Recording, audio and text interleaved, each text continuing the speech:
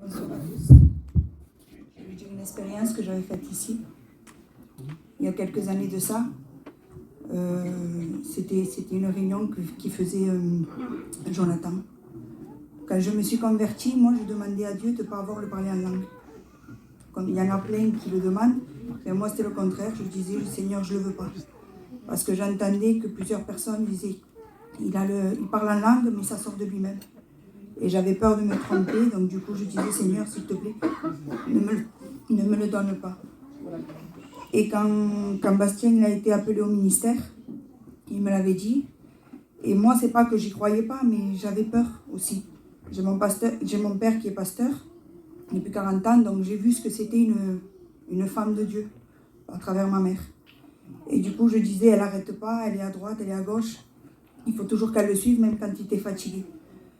Et ensuite, il me disait, tu ne me crois pas? J'ai dit oui. J'ai dit, mais j'ai peur. Il me dit, ben, demande à Dieu, tu verras.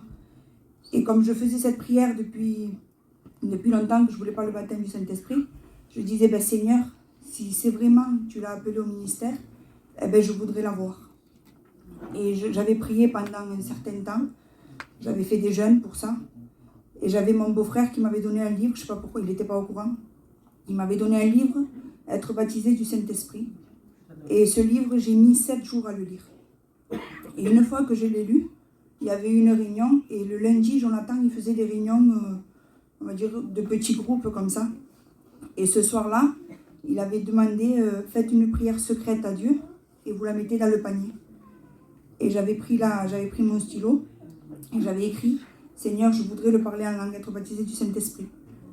Et une fois qu'on avait prié, on avait terminé, il avait mis une chaise juste devant, il a dit, celui qui veut recevoir quelque chose de Dieu, qui s'approche.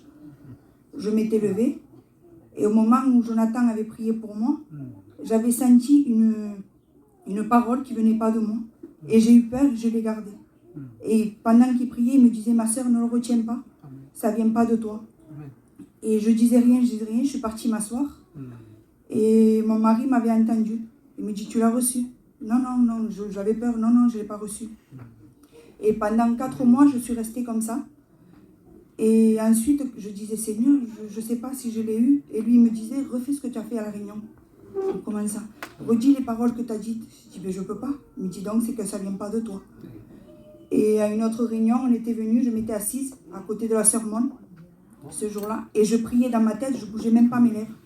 Et j'étais en train de demander à Dieu, je n'écoutais même pas la réunion. Je demandais à Dieu, Seigneur, qu'est-ce que je dois faire? Est-ce que ça vient de moi? Et là, la sœur Mon, elle sort une prophétie et elle dit, ne doute pas, ce que tu as reçu ne vient pas de toi. Là, j'avais commencé à exploser. À la réunion, j'avais commencé à parler en langue et je me retenais. Et le Saint-Esprit me disait, ne te retiens pas, continue. Et là, ensuite, je l'ai eu depuis et j'ai eu ma confirmation de la part, Dieu s'est servi de la sœur Mon à travers la prophétie. Et depuis, je l'ai eu. Donc, si vous avez un doute, n'hésitez pas, ça vient de Dieu. Amen.